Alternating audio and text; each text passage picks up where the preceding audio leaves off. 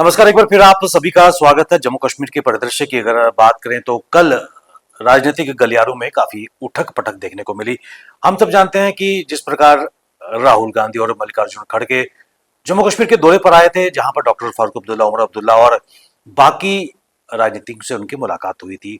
और ऐसे में गठबंधन जम्मू कश्मीर में नेशनल कॉन्फ्रेंस कांग्रेस का बनता नजर आ रहा है। कल जिस प्रकार जब सकेना हेतु दमाल हाजीपुरा से अपना नामांकन पत्र दाखिल करने गई थी, तब उमर अब्दुल्ला ने जरूर ये कहा था कि कुछ सीटों पर नेशनल कॉन्फ्रेंस और कांग्रेस के बीच एक एडमेंसी बनी हुई है, जिस पर जल्दी ही सहमति बनेगी।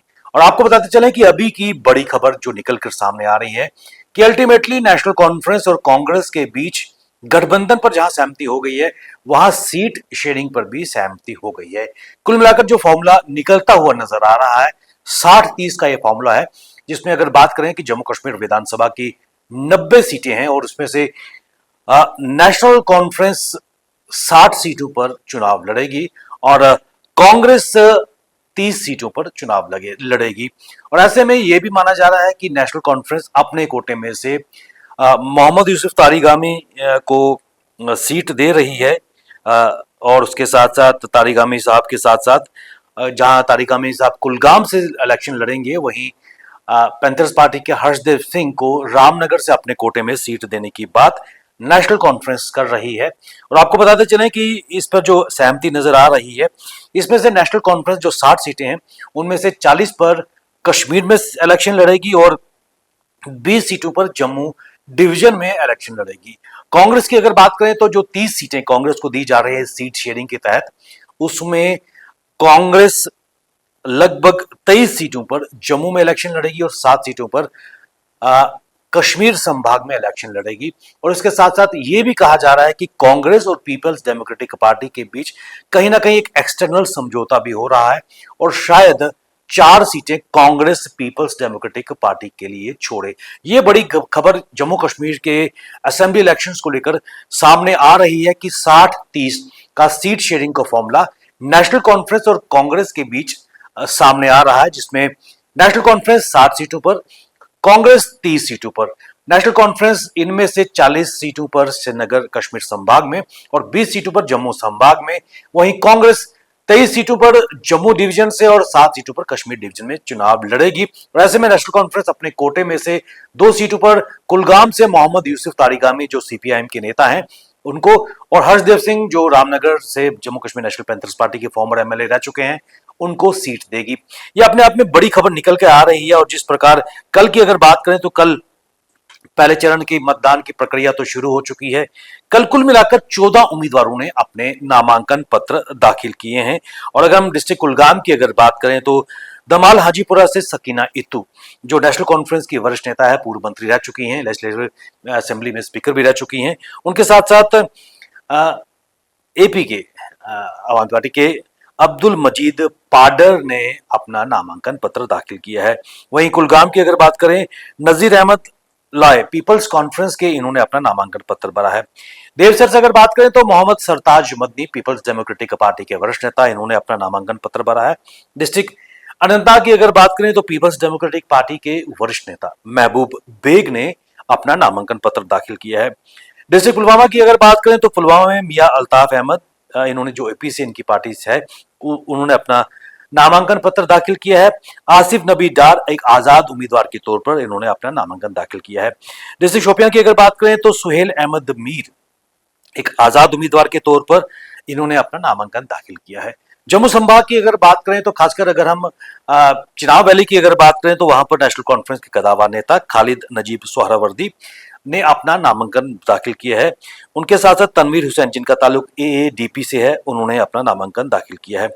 वहीं भद्रवा की अगर बात करें, अशोक कुमार काचरू ये जो एएडीपी से ताल्लुक रखते हैं, इन्होंने अपना नामांकन दाखिल किया है। रामबन की अगर बात करें, इम्तियाज अहमद शाह पीपल्स डेमोक्रेटिक पार्टी से इनका ताल्लुक है, इन्होंने डिस्ट्रिक्ट रामबन के बनिहाल कॉन्स्टिट्यूंसी से अपना नामांकन दाखिल किया है। रामबन की अगर बात करें तो सुतीश कुमार जो आजाद उम्मीदवार के तौर पर शामिल हुए हैं और इनमें से अपनी party all alliance democratic party, ऐसी कुछ पार्टियां हैं जिन्होंने अपना नामांकन दाखिल किया है।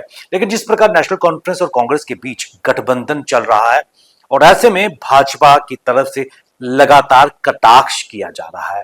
गृह मंत्री अमित शाह ने सोशल मीडिया अकाउंट एक्स पर तीव्र टिप्पणी की है। उन्होंने 10 सवाल कांग्रेस से पूछे हैं, क्योंकि जो नेशनल कॉन्फ्रेंस का मंशूर है जो, या फिर मैनिफेस्टो की अगर बात करें तो जिस प्रकार शंकराचार्य का या फिर हरि पर्वत का नाम बदलने की बात इस मैनिफेस्टो में नेशनल कॉन्फ्रेंस ने की है, उस पे 10 सवाल अमित शाह ने कांग्रेस से पूछे हैं। उन्होंने पूछा है कि क्या कांग्रेस नेशनल कॉन्फ्रेंस के सेपरेट फ्लैग का समर्थन करती है। यह सवाल अमित शाह ने सोशल मीडिया एक्स पर ये सवाल पूछे हैं। साथ ही साथ उन्होंने कहा है कि क्या राहुल गांधी और Congress party Jammu Kashmir national conference के उस निर्णय का समर्थन करती है जिसमें वो आर्टिकल 370 और 35A को रिस्टोर करने की बात करती है, क्योंकि अगर वो किया गया तो जम्मू कश्मीर में एक बार फिर अशांति और हिंसा का दौर शुरू हो जाएगा। एक और प्रश्न अमित शाह ने कांग्रेस पार्टी से पूछा है। उन्होंने कहा है कि क्या कांग्रेस सपोर्ट करती है सेपरेटिज्म को और वो चाहती है कि डायलॉग पाकिस्तान से शुरू किया जाए और कश्मीर के आवाम को या फिर युवाओं को कॉन्फिडेंस में नहीं लिया जाए। इसके साथ साथ यह भी कहा गया है कि जो शंकराचार्य पहाड़ है, जो हिंदू लोगों की आस्था का प्रतीक है, उसका नाम तख्त सुलेमान और हारी पर्वत का कोई मरान नाम रखा जाए। ये क्या कांग्रेस का समर्थन करती है। इसके साथ साथ उन्होंने ये भी कहा है कि जो अलायंस बन रही है कांग्रेस और नेशनल कॉन्फ्रेंस के बीच, उसमें एंटी रिजर्वेशन स्टांस जो है, क्या कांग्रेस उसका समर्थन करती है। क्योंकि जिस तरह जम्मू कश्मीर नेशनल कॉन्फ्रेंस ने कहा है कि दलित, गुज्जर, बकरवाल और पहाड़ी समुदाय के बीच जो रिजर्वेशन है उसको जब नेशनल कॉन्फ्रेंस सत्ता में आती है उसको हटा देगी। तो यह सवाल ज्वलंत एक बर्निंग क्वेश्चन पूछा है कि क्या एंटी रिजर्वेशन स्टैंड कांग्रेस का है। और उसके साथ साथ क्या जम्मू कश्मीर में Congress politics of pushing Jammu and Kashmir की इकोनॉमी को करप्शन की तरफ धकेलने का जो मुद्दा नजर आ रहा है, क्या इसका समर्थन करती है। ऐसे कई बर्निंग सवाल जो जम्मू और कश्मीर के बीच भेदभाव की राजनीति नेशनल कॉन्फ्रेंस करती है, ये सवाल गृह मंत्री अमित शाह ने कांग्रेस से पूछे हैं। और मुझे लगता है कि ये एक बहुत बड़ा इलेक्शन मुद्दा होने वाला है, क्योंकि जिस तरह 30 सीटों में से 23 सीटों पर जम्मू संभाग में कांग्रेस चुनाव लड़ने जा रही है, और ये जो मुद्दे अमित शाह ने उजागर किए हैं, आज इस कड़ी में देवेंद्र सिंह ने, जो सीनियर नेता है भारतीय जनता पार्टी के, उन्होंने प्रेस कॉन्फ्रेंस भी दी है, इन मुद्दों को उठाया है। और ये मुद्दे कहीं ना कहीं खासकर हिंदू बेल्ट जो वोटर्स की है जम्मू संभाग में, वहां पर निश्चित तौर पर कैश करने का प्रयास इस वक्त भारतीय जनता पार्टी करेगी। और यह भी कहा जा रहा है कि ये जो अलायंस है इसका नुकसान कांग्रेस को होगा। लेकिन जो भी है, जम्मू कश्मीर में इलेक्शंस की शुरुआत हो चुकी है। पहले चरण में कल तक 14 उम्मीदवारों ने अपने नामांकन पत्र दाखिल किए हैं। आने वाले समय में जम्मू कश्मीर में और भी गर्माहट राजनीतिक गलियारों में देखने को मिलेगी।